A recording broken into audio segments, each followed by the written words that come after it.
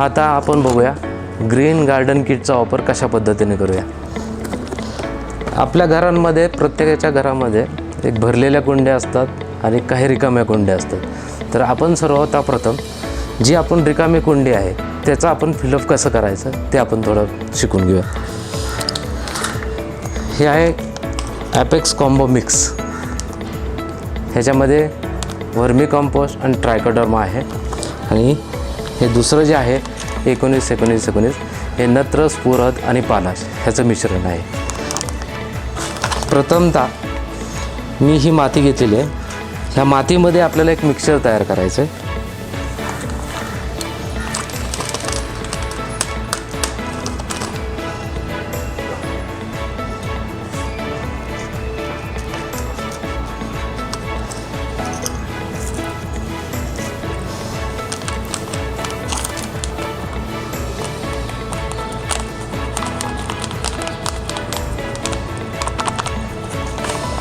हे अंदाजे एक 50 ते 100 ग्राम घेतलेलं आहे।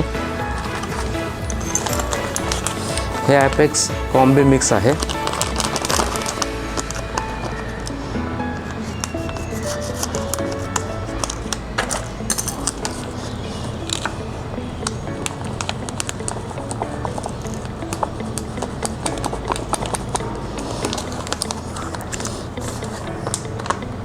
हे बघू शकता तुम्ही पूर्णतः ऑर्गेनिक आहे आणि पूर्ण चहाची पत्ती जशी असते त्या पद्धतीने वर्मी कंपोस्ट आणि ट्रायकोडर्माचं मिक्सचर आहे। हे सगळं मिक्सचर आपण सॉईलमध्ये मिक्स करून घ्यायचं आहे।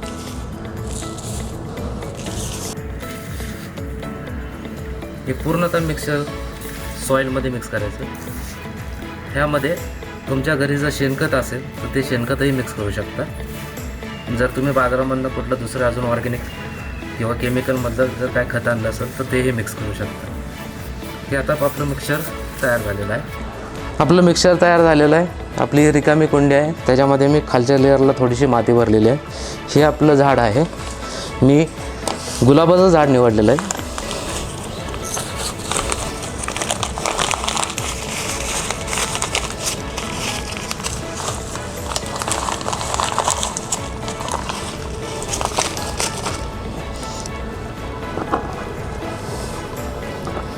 आपण हे कुंडीमध्ये झाड ठेवल्यानंतर आपण जे तयार केलेलं मिक्सचर आहे ते मिक्सचर झाडाच्या साईडने टाकून द्यायचं।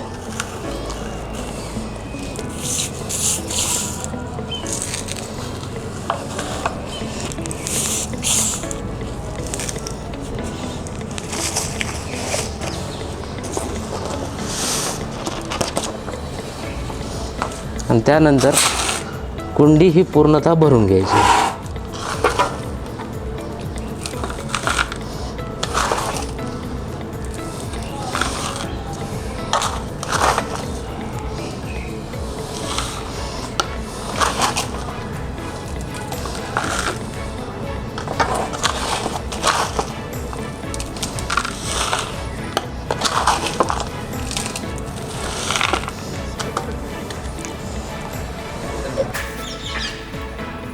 तो माटी हाथ करो।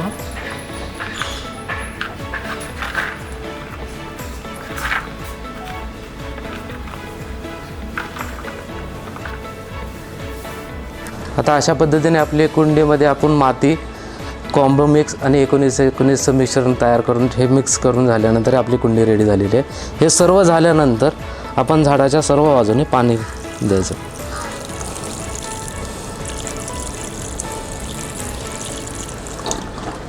आतापर्यंत आपण काय काय केलं हे मी तुम्हाला पुन्हा एकदा सांगतो। आपण माती घेतली, त्याच्यामध्ये आपण कॉम्बो मिक्स हे 100 ग्रॅम मिक्स केलं, 19-19 हे 50 ग्रॅम मिक्स केलं, ते सगळं मिक्सचर तयार केलं, मिक्सिंग केलं। त्याच्यानंतर आपल्या कुंडीमध्ये ते मिक्सचर आपण मिक्स केलं, त्याच्यानंतर आपण हे झाड लावलं, साईडनी पूर्ण माती भरून घेतली आणि त्याच्यानंतर पाणी दिलं। ऑलरेडी आपल्या घरामध्ये जर कुंडी असेल तर त्या कुंडीमध्ये आपण कशा पद्धतीने मिक्सचर करायचं हे मी तुम्हाला दाखवतो। आपण एक प्लेन पेपर घ्यायचा, त्याच्यामध्ये हे ॲपेक्स कॉम्बी मिक्स 100 ग्रॅम घ्यायचं।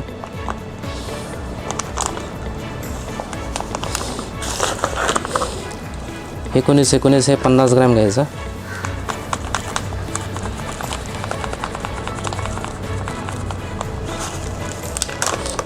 हे मिश्रण सगळं मिक्स करून घ्यायचं.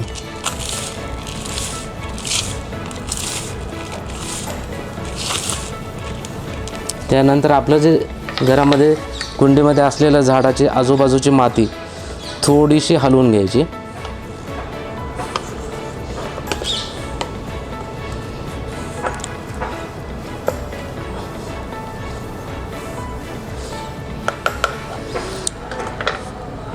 आणि हे जे तयार केलेलं मिश्रण आहे हे झाडाच्या बुंद्यापाशी न टाकता साईडने टाकायचं.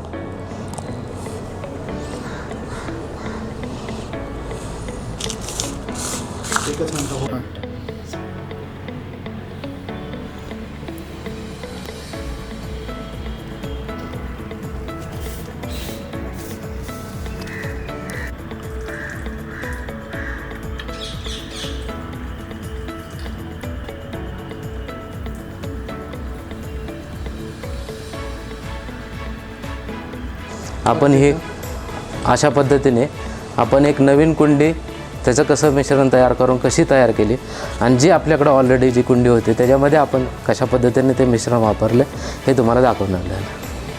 अशा प्रकारे आपण आज 2 कुंड्यांमध्ये कसं पद्धतीने मिश्रण तयार करायचं हे दाखवलेलं आहे. ह्यामध्ये आपण नवीन कुंडी घेतली होती आणि ह्यामध्ये आपली ऑलरेडी घरामध्ये जी कुंडी होती त्याच्यामध्ये ह्याचा वापर केलेला आहे. आता आपण शिकून घेऊया की हे जे मॉलिक्युल्स आहे ह्याचा वापर कशा पद्धतीने करायचा. तर प्रथमतः ॲझॅक्टिन हे जे हर्बल नीम आहे 300 ppmचं हे तुमच्या पाण्यामध्ये कशा पद्धतीने ॲक्टिवेट होतं हे तुम्हाला दाखवतो. प्रथमतः बॉटल पहिली चेक करून घ्यायची.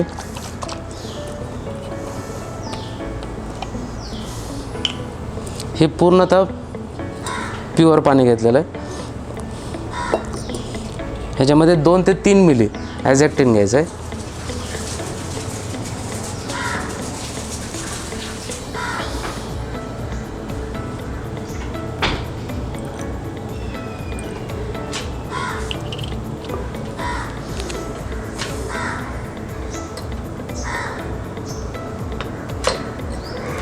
हे पूर्णतः हर्बल बेस आहे 300 ppm मधलं.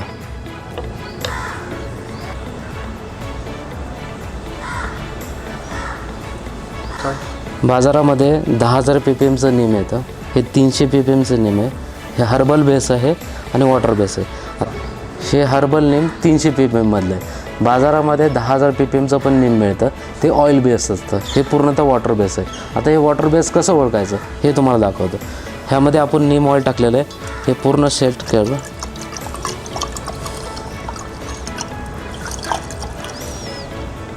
हे मिक्स केल्यानंतर ह्याच्यावरती तुम्हाला कोणत्याही प्रकारचा ऑइली थर येत नाही.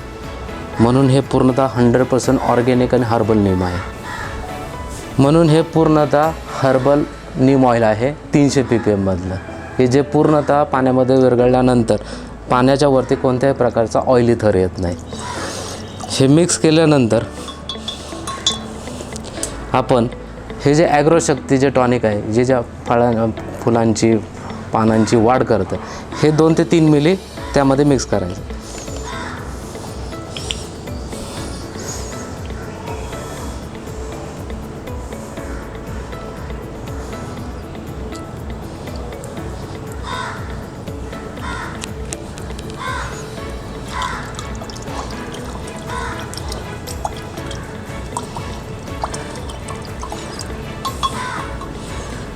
त्याच्यानंतर हे सिलिकॉन बेस स्टिकर हे 1 मिली घ्यायचं आहे आणि ते पण त्यामध्ये मिक्स करायचं आहे.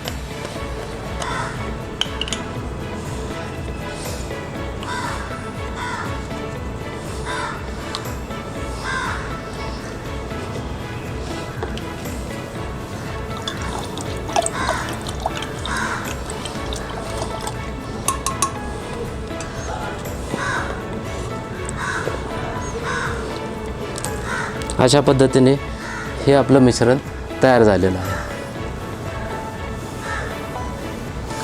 अशा पद्धतीने जे आपण मिश्रण तयार केलेलं आहे हे आपण ज्या घरामध्ये आपला जो स्प्रे पंप असतो त्यामध्ये आपण ॲड करून घेऊया.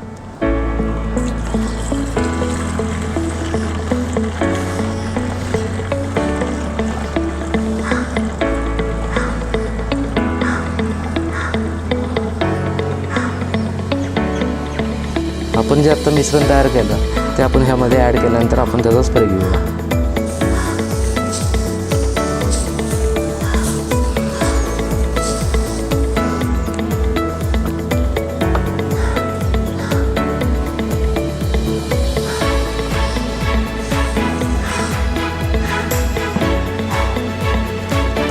आता आपण थोडक्यात माहिती घेऊया सिलिकॉन बेस स्टिकरच्या बाबतीमध्ये. आपल्या घरामध्ये सगळ्यांच्याकडे अळूचं पान असतं. अळूच्या पानावरती कधी पाणी स्थिर होतं का हे बघू शकता तुम्ही.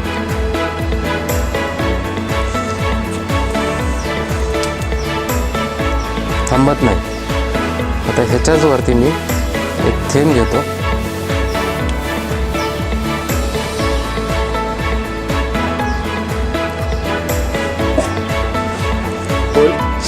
स्टिकॉनचा फक्त काडीवरती किती एक थेंब पण नसेल ते मी आता अळूच्या पानावरच्या जे पाणी आहे त्याच्यावरती थेंबवत टाकतो.